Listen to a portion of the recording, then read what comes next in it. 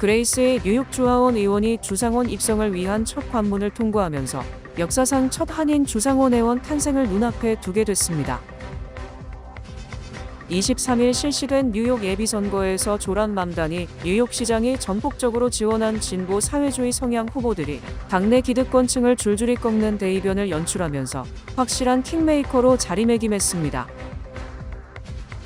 MTA가 오는 30일부터 뉴욕시 주요 교량과 터널의 공사 구간에서 과속 카메라를 가동합니다. 뉴욕시경과 FBI가 수요일 새벽 전 현직 뉴욕시경 고위 관계자들과 관련된 장소를 압수수색하며 경찰 내부 부패 수사가 확대되고 있습니다. 모두가 누릴 수 있는 권리, 바로 아름다움입니다. 키스는 누구나 더 쉽고 당당하게 자신의 아름다움을 즐길 수 있는 세상을 꿈꿉니다. 키스는 우리 모두의 미래가 더 아름답게 빛날 수 있도록 최선을 다할 것입니다. 당신의 아름다움의 모든 순간, 키스가 함께합니다.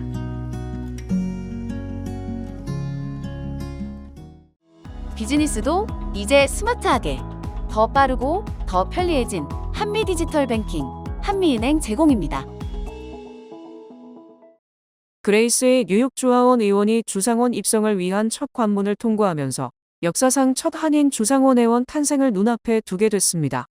23일 실시된 예비선거에서 뉴욕주 상원 27선거구에 출마한 그레이스의 뉴욕주하원 의원이 중국계 후보를 압도적인 표차로 누르고 본선 거행 티켓을 확보했습니다.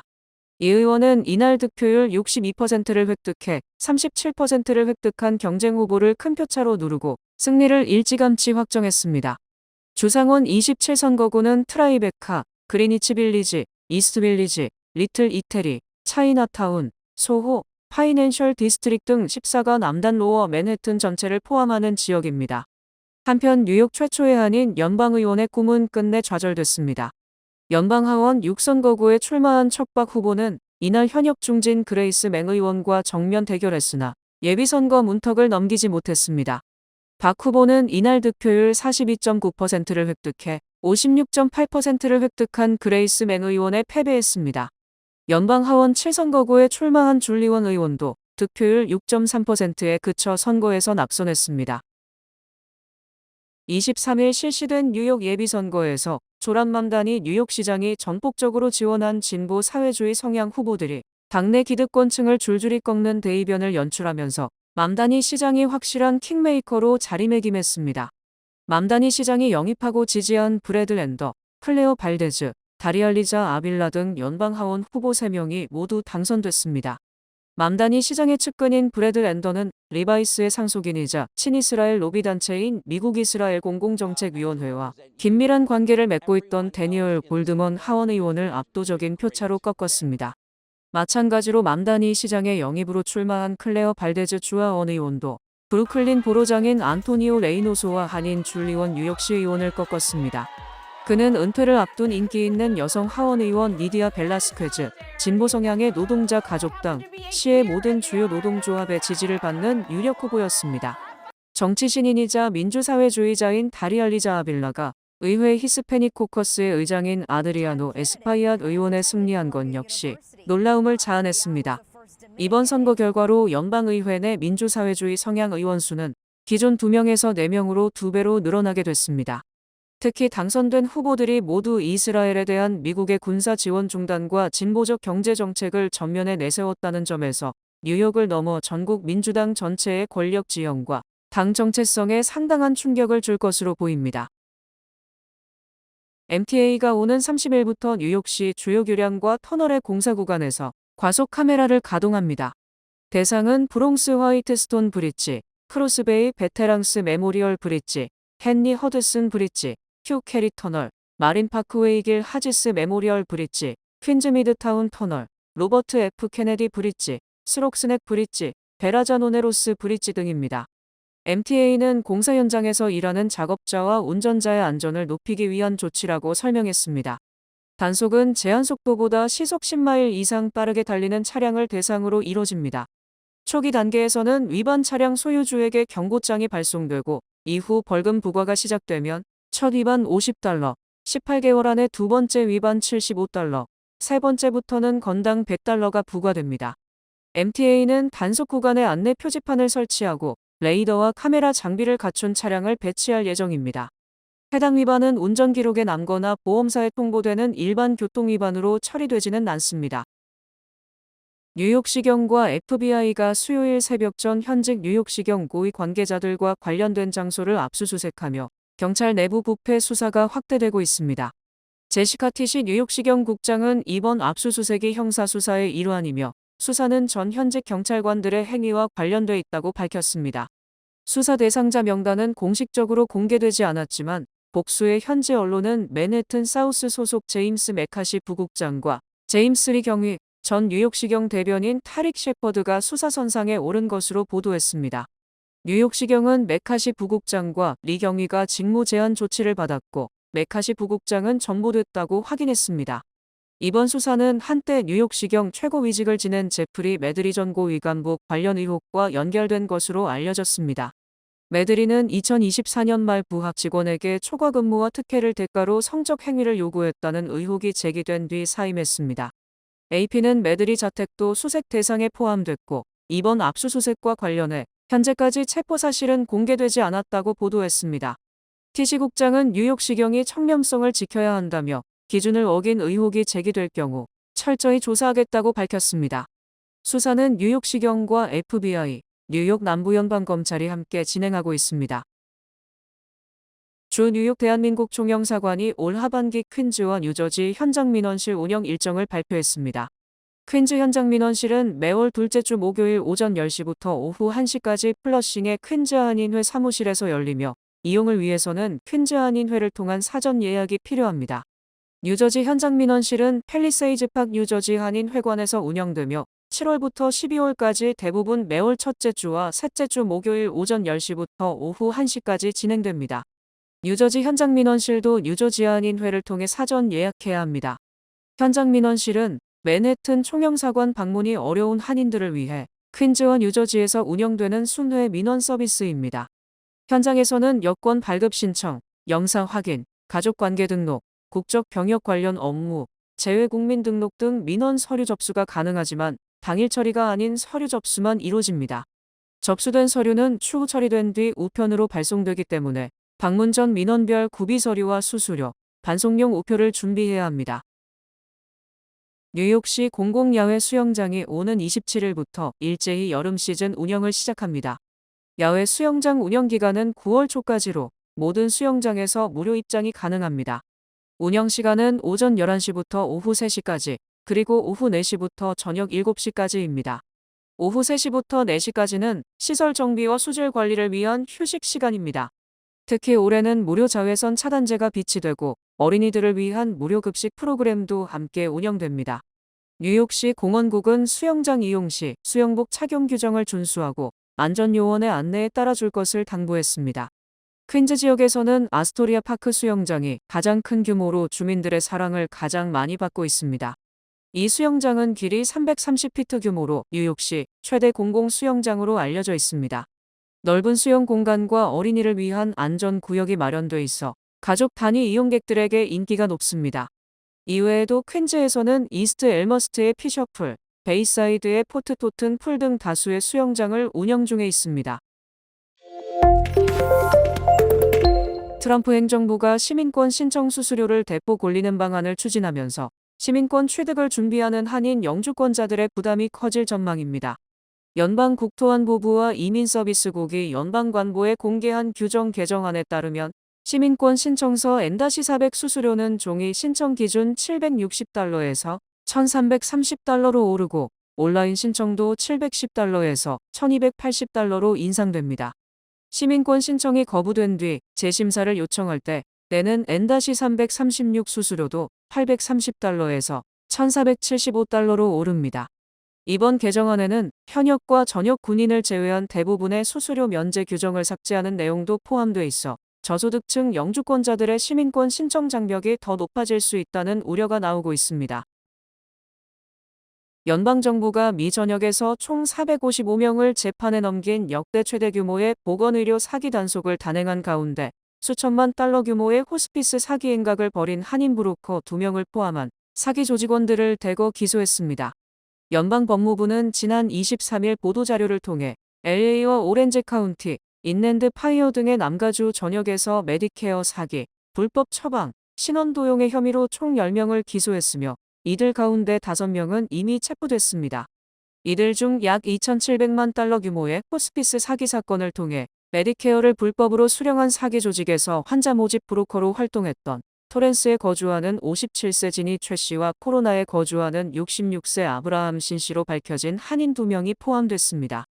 이들은 존재하지 않는 호스피스 업체와 결탁해 살아있는 환자뿐 아니라 이미 사망한 사람들의 개인정보들을 이용해 막대한 정부 의료보험 재정을 편취한 혐의를 받고 있습니다. 토드 블렌치 법무장관 대행은 기자회견에서 이번 기소는 의료사기 척결을 위해 사상 최대 규모로 진행된 연방 및 주정부의 공동 노력을 보여준다며 트럼프 행정부의 결단력 있는 리더십 아래에서 납세자들의 세금을 갈취하는 범죄자들을 완전히 소탕하겠다라고 밝혔습니다. 연방대법원이 범죄 혐의를 받고 있는 영주권자에 대해 재입국 단계에서 추방 절차로 이어질 수 있는 심사 권한을 인정하는 판결을 내렸습니다. 지난 23일 연방대법원은 범죄 혐의가 제기된 아시아계 영주권자인 묵 초이 라우의 케이스의 재입국 과정에서 가석방 상태로 분류된 조치의 적법성을 인정하며 6대3의 판결로 트럼프 행정부의 판단을 지지했습니다. 이번 재판은 라우가 중국 방문 후 미국으로 재입국하는 과정에서 이민당국이 그를 가석방 상태로 분류하면서 시작됐습니다. 라우 측은 당시 범죄 혐의만으로 자신을 입국 심사 대상자로 분류한 행정부의 조치는 권한을 넘어선 것이라는 입장입니다. 대법원 다수 의견은 국경 심사 단계에서 이민당국이 해당 영주권자가 범죄를 행했다는 사실 여부에 대해서 명확하고 설득력 있는 증거로 입증해야 할 의무는 없다고 판단했습니다. 반면 진보 성향의 대법관들은 이번 결정이 유죄 확정 이전 단계에서 개인을 사실상 불확실한 법적 상태에 두게 된다며 반대 의견을 제출했습니다. 대표적으로 브라운 잭슨 대법관은 해당 결정이 영주권자들을 이민적 공백 상태에 두게 된다고 지적하며 행정부에 과도한 재량권을 부여하는 결과가 된다고 비판했습니다. 연방항소법원이 트럼프 행정부의 신속 추방 정책을 전국적으로 다시 시행할 수 있도록 허용했습니다.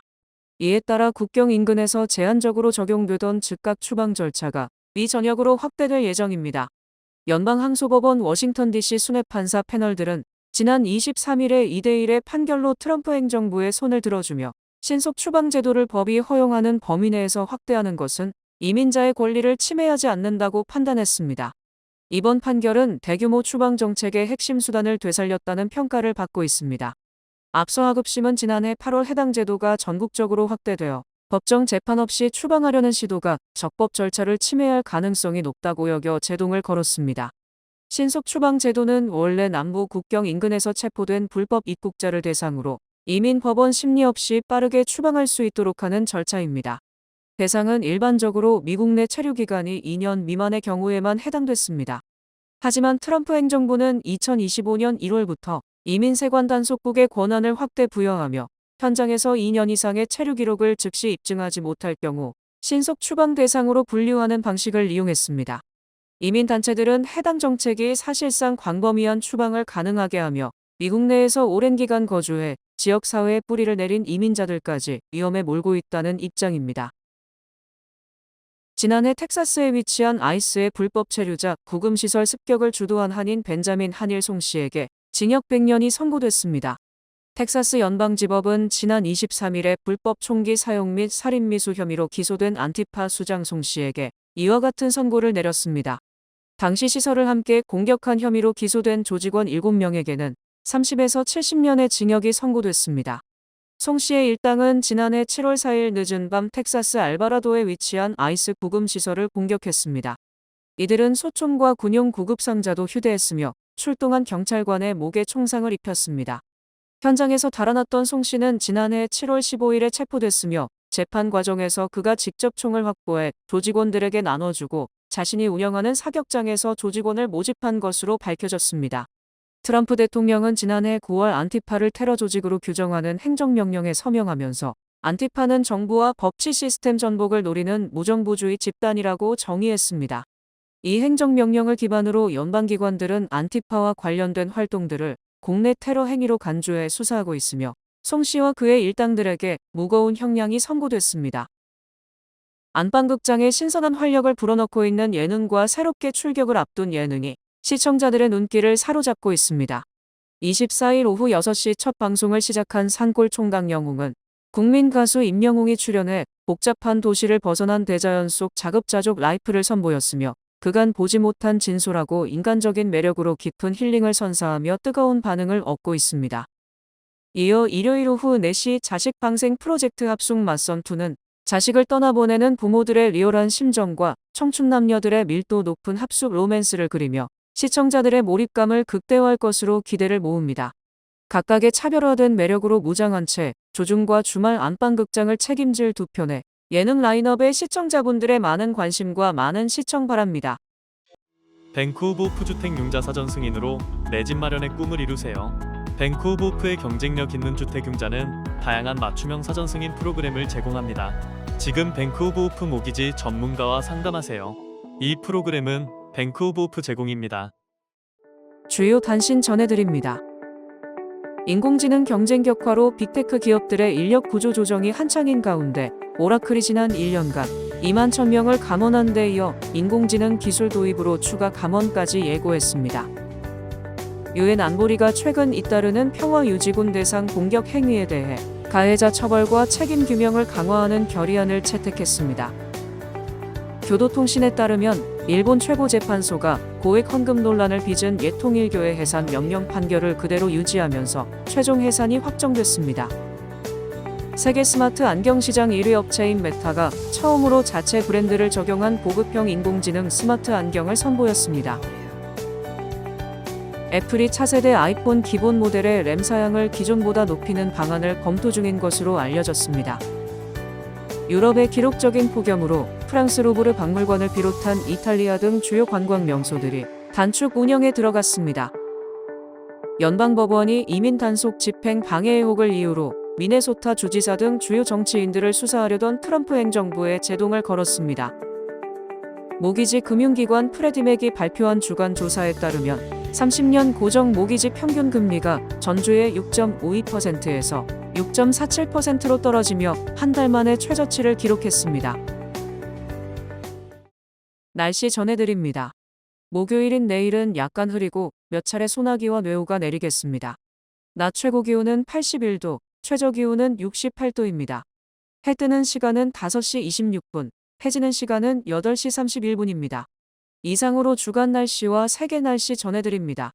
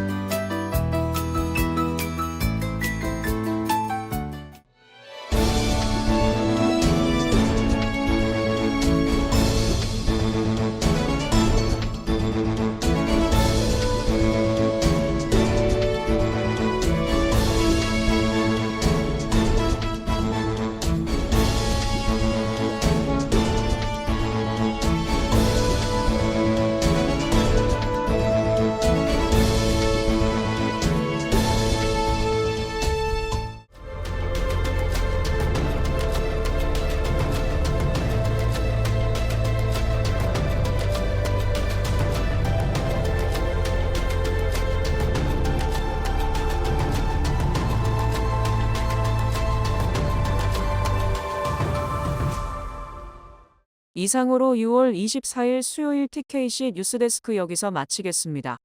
시청해주신 여러분 고맙습니다.